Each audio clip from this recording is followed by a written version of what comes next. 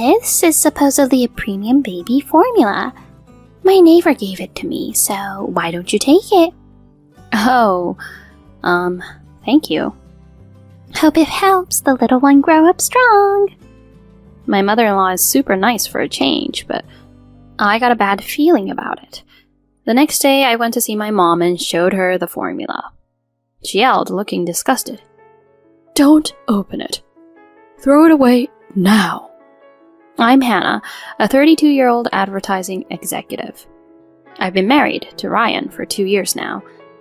We met in high school and got closer when we were in our sophomore year. He asked me to be his date for the homecoming dance, and we became inseparable after that. We kept a very tight bond through college and into our adulthood. Although we've only been married for 2 years, we've been together for about 15. We know each other inside out, and I can usually tell what he's thinking and anticipate his next move. We've remained happy with each other for so long that I truly feel lucky to have met him. Although our relationship's been going well, there's a thorn in my side. My mother-in-law, Emma. Right from the start, she opposed our marriage. It was when I went to introduce myself after we got engaged. What? Graduated from XYZ University? My son's marrying someone from such a third-rate school? And you're working for some unknown company. I won't approve of the marriage with an incompetent girl. I was shocked at what she uttered when meeting her for the first time. Whoa, Mom, that's really rude. She's been doing great at work, putting in a lot of effort. She went to that university because she wanted to study something she was passionate about. Don't judge her solely by credentials. I'm just concerned for you. I can't accept my only son being duped by some woman of questionable background. You're a respectable police officer. There's a good chance you're being fooled by a cunning woman targeting a civil servant. That's enough. The most important thing is that Ryan chose her. Isn't that enough to trust her? Seriously, who says such rude things right off the bat? You better shut it for a bit. My father-in-law Steve stepped in and quieted her for good. Even then, she kept giving me dirty looks, which accelerated my dislike of her. I couldn't understand why she had to belittle me so harshly. Since then, she's been treating me poorly. When I visited my in-laws over Thanksgiving, she was in my face again. She treated me nicely in front of Steve and Ryan, so I thought she might have changed. But as soon as we were alone in the kitchen, she suddenly wore a menacing expression and insulted me. I don't accept you. Don't get carried away just because you're married now. You're a stranger, and I am his mother. You, a wicked woman, seduced my son with high potential. I wondered what wrong I had done to deserve such comments from her. As I mentioned before, I've been with him since high school, not because he's a police officer. I love him as a person, regardless of his profession. I doubted she'd ever understand, so I decided not to unnecessarily provoke her at that point. If I kept a low profile, I assumed she wouldn't have bothered me too much. I tried to brush off her snide remarks to some extent. Ryan warned her whenever needed, but they always had a good relationship, so when everything was fine, they were close-knit. I figured it would have been best not to complicate things between them. We visited my in-laws about once a month, and if I just endured that one visit, everything would be alright. When Ryan and I were alone, life was great. I believed that even if there were a few unpleasant moments, it wouldn't be a big deal. 2 years passed in the blink of an eye. Then, we were blessed with joyful news. Honey, my doctor told me I'm pregnant. For real? Yeah, we're having a baby. Woohoo! This is amazing. I'll work harder for our child. Ryan was genuinely happy about the news. With him, I was sure to build a wonderful family, and raising a kid was going to be enjoyable. And there was something else to be thankful for because of the pregnancy. It was the reduced chance of seeing Emma. I decided to stay with my parents once maternity leave kicked in and deliver the baby in my hometown. Ryan suggested it, saying I should relax in a good environment for the baby's sake. So I didn't have to feel bad about leaving him for a while. Thanks to my parents' support, I was in a perfect mental and physical state when I went into labor and delivered a healthy baby girl. She's adorable. Ryan was brimming with joy, holding our newborn daughter. I'm going to work harder for you guys now. Thanks, hon, and protect the public as well. Of course. I'll catch all the bad guys, especially for our daughter. Sounds good, superhero. My parents, just like Ryan, beamed with happiness, taking turns to hold the baby. My dad was already talking about what he'd buy for her, and seemed poised to spoil her endlessly. After being discharged, Ryan and I went to show our baby to his parents.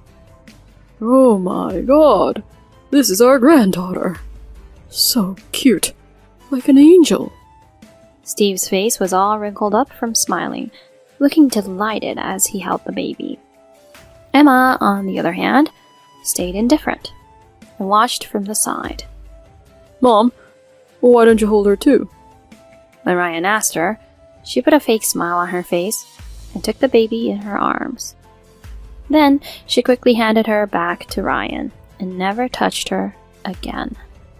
I wondered if she didn't find her grandchild cute at all. Even if she disliked me, I thought she'd have affection for her flesh and blood. Soon afterward, I understood why she acted weirdly. Hannah, can you come help me a bit? I reluctantly agreed, thinking another round of bullying was about to start. I left my daughter with Ryan and Steve and followed her to the kitchen. What can I help with?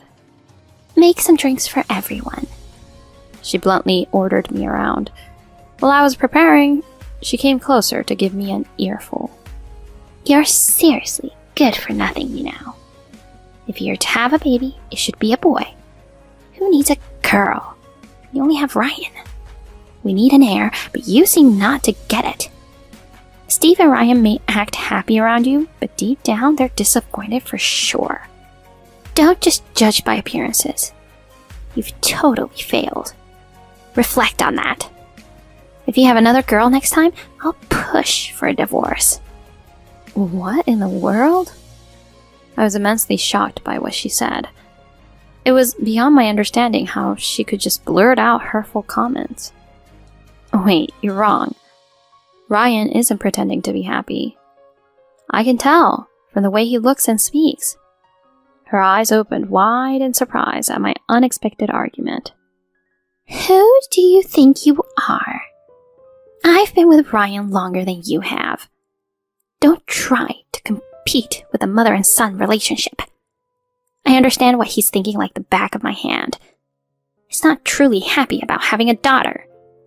Anyway, if I were you, I'll do my best not to get discarded like a piece of trash. Her intention to hurt me deeply was clear, and she almost succeeded. I knew there was no way Ryan was displeased. He talked excitedly about both a boy and a girl during my pregnancy. If it's a girl, I'm going to treat her like a princess. But I'll have to teach her self-defense, so she can protect herself from bad guys. She'll be a cute girl like you. In the first place, neither he nor Steve were fixated on having an heir. He was a cop, and Steve was an ordinary office worker. It wasn't some kind of an old lineage family, but a regular household just like my own. So her fixation on having an heir seemed odd. Becoming a mother must have made me stronger naturally.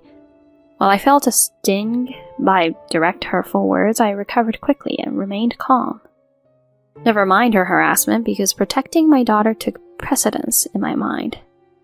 I was more preoccupied with the thoughts of my little angel than any evil words Emma directed at me. I wanted to prepare drinks and snacks quickly and see her cherubic face. It seemed Emma was disappointed that I wasn't affected as she hoped for. She kept staring at me like a prey throughout the day. I honestly thought she was immature and dealing with her was a waste of time and energy. I ignored her and focused on entertaining my daughter with Ryan and Steve. After that, I took an extra leave from work to spend ample time bonding with my daughter. She was just so pure and made me feel there was nothing bad in this world. I finally understood what would do anything for someone really meant. The moments when Ryan and I were bonding with her were genuinely blissful. It enhanced my irritation against the monthly harassment from Emma during our visits. I wasn't shaken by it, but it was annoying. I was beginning to think maybe it was time for me to end it once and for all. Amidst all that, Emma crossed the line one day. Hi, Hannah. So glad you're here. She welcomed both Ryan and me beaming. While it was nothing unusual for him, she'd never directed a pleasant smile at me before. Moreover, she surprisingly didn't bother me when we were alone. It must be a hassle to constantly buy diapers and formula. True. It was the same when I was raising Ryan. I couldn't stop wondering why she was unusually calm throughout the day. Before leaving, she brought out a jar of powder and handed it to me. This is supposedly a premium baby formula. My neighbor gave it to me, so why don't you take it? Oh, thank you. Hope it helps the little one grow up strong. She was so nice that it was creepy. Thanks, Mom. What? If you had something like that prepared, I would have gotten a gift too. Steve pretended to sulk. Ryan laughed, and there was an air of cheerfulness. But I had a strong feeling something was off.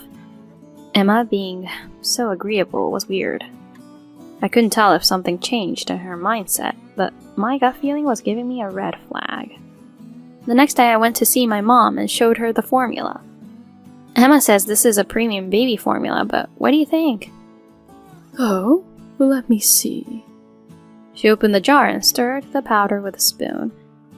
Then she suddenly closed the lid with a stern expression and yelled, Keep it closed and throw it away now. What? Why? It's gone bad. Really? You see, there are lumps and a slight discoloration. When it expires, it becomes like this. No way. She said it was kept in a fridge.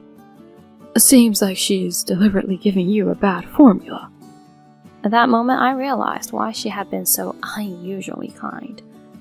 She was intentionally acting nice to make sure I'd accept it without suspicion.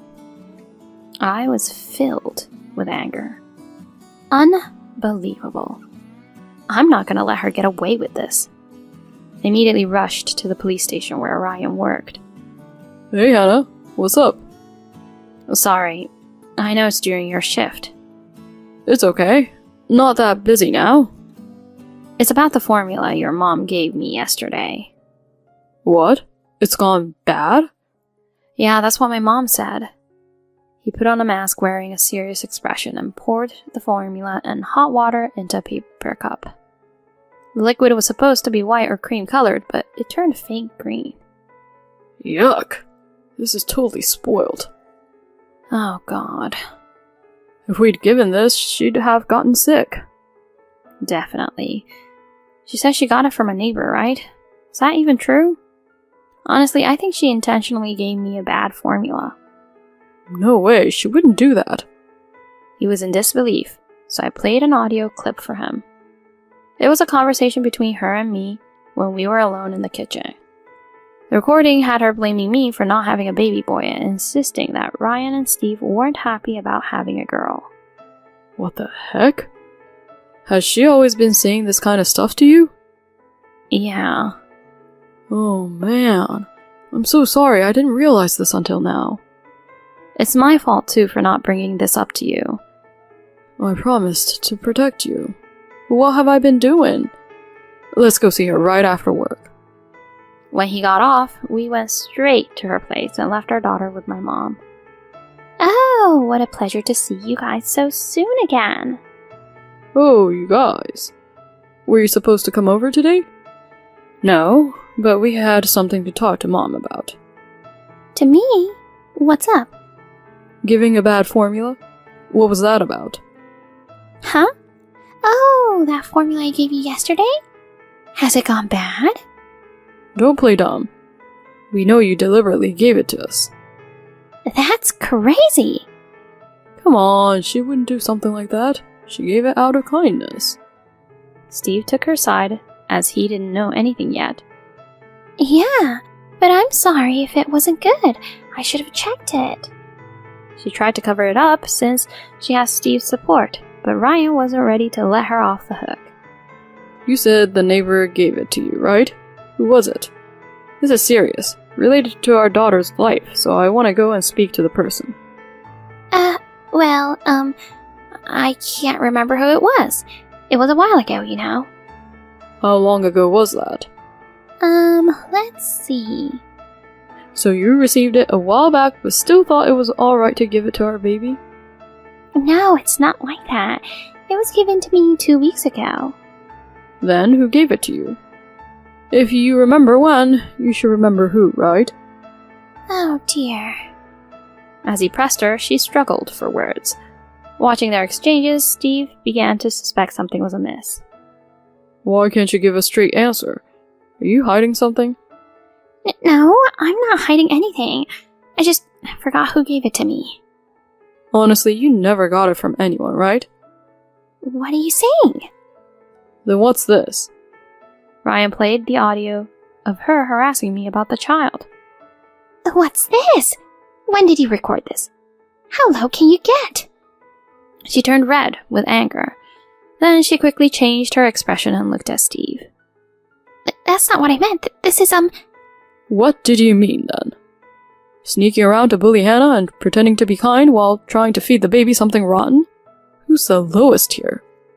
This time the baby didn't drink the milk, but what if she did? You don't know what could have happened. Can you take responsibility if our grandchild gets sick or worse? I'm sorry. She started sobbing after getting scolded by Steve. I felt like I was losing Ryan and I couldn't just let it slide. If she had given birth to a boy, I was going to dote on him instead. But I got more upset when she had a girl. Unbelievable. Mom, you really thought that way? There's a difference between caring for someone and being overly possessive. Moreover, being jealous of my wife is just ridiculous. We decided to have nothing to do with you after this. No, wait! Do you mean you don't want to see me anymore? That's right. I don't want anything to do with someone who would harm my wife and child. Me too.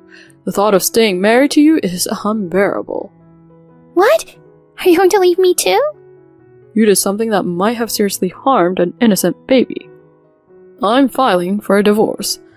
Don't show your face in front of me ever again. Please spare me. I'm begging you. She was bawling to Ryan and Steve as she apologized, but they showed no intention of forgiving her. This incident was communicated to all the relatives and she was ostracized. She was thrown out of the house and Ryan cut all contact with her. Currently, she's living in a rundown apartment while working a low-paying part-time job. On the other hand, I've regained a harmonious life where I can enjoy spending time with Ryan, my daughter.